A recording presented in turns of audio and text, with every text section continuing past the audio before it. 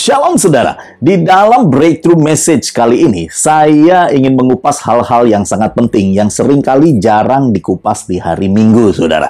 Itu sebabnya ini saya katakan breakthrough, yaitu sebuah terobosan di dalam pemikiran. Nah, kali ini saya ingin membahas hal-hal yang banyak sekali menjadi pergunjingan, yaitu apakah semua penyembahan dikenan oleh Tuhan dalam konteks yaitu di dalam ibadah ataupun di dalam kehidupan kita. Apakah semua yang kita berikan kepada Tuhan semuanya diterima? Tapi ternyata mari kita lihat apakah demikian dan apakah Alkitab menunjukkan sesuatu bagi kita. Nah, sebelum kita membahas lebih lanjut mengenai penyembahan yang menjadi crucial moment dan juga crucial part in our Christian life, let us pray together.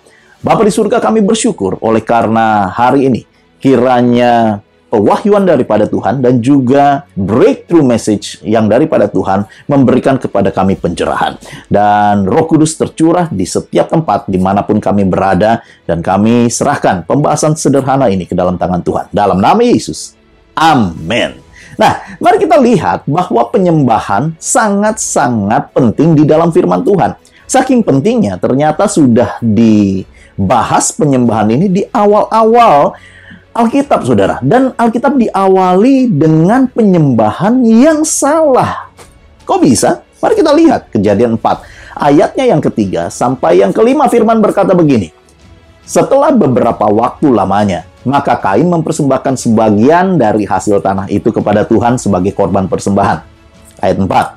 Habel juga mempersembahkan korban persembahan dari anak sulung, kambing dombanya, yakni lemak-lemaknya, maka Tuhan mengindahkan Habel dan korban persembahannya itu. Ayat yang kelima yang terakhir. Tetapi Kain dan korban persembahannya tidak diindahkannya. Lalu hati Kain menjadi sangat panas dan mukanya muram. Karena itu bukankah memang seperti Matius berkata, jika engkau memiliki sesuatu di dalam hatimu terhadap saudaramu, dan engkau hendak mempersembahkan korban bakaranmu, apa yang Yesus katakan, tinggalkanlah korban bakaranmu itu, bereskanlah dulu hubunganmu dengan orang lain, baru persembahkan. Karena apa? Saudara yang dikasihi Tuhan, Tuhan lebih melihat apa yang ada di dalam hati kita dan kualitas kehidupan kita ketimbang semua persembahan kita. Percuma semua uang yang kita berikan.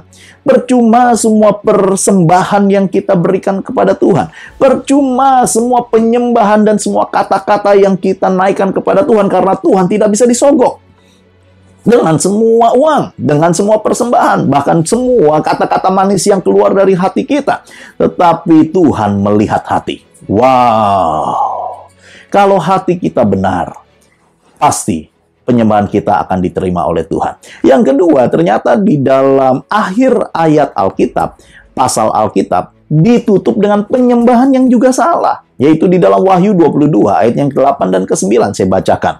Dan aku, Yohanes, akulah yang telah mendengar dan melihat semuanya itu. Dan setelah aku mendengar dan melihatnya, semua pewahyuan tersebut, aku tersungkur di depan kaki malaikat yang telah menunjukkan semuanya itu kepadaku untuk menyembahnya.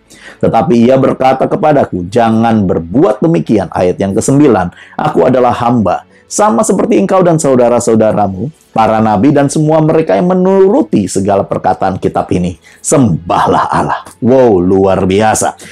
Pasal yang terakhir dari Alkitab, ternyata Yohanes ingin menyembah sebuah sosok, yaitu malaikat itu sendiri yang membukakan semua pewahyuan, membukakan semua dimensi pengertian kepada Yohanes. Yohanes langsung tersungkur dengan segenap hatinya, dengan sepenuh kesungguhan hati. Dia ingin menyembah karena begitu terpana dengan semua revelation yang luar biasa.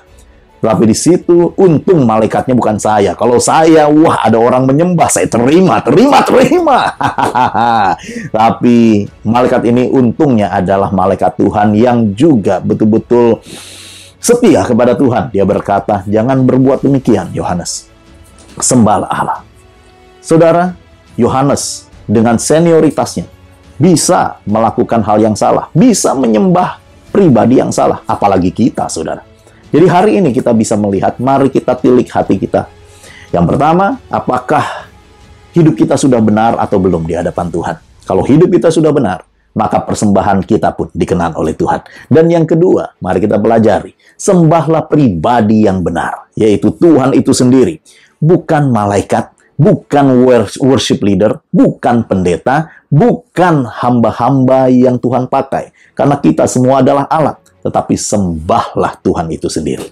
Kiranya ini menjadi sebuah breakthrough message buat kita semua. Amen.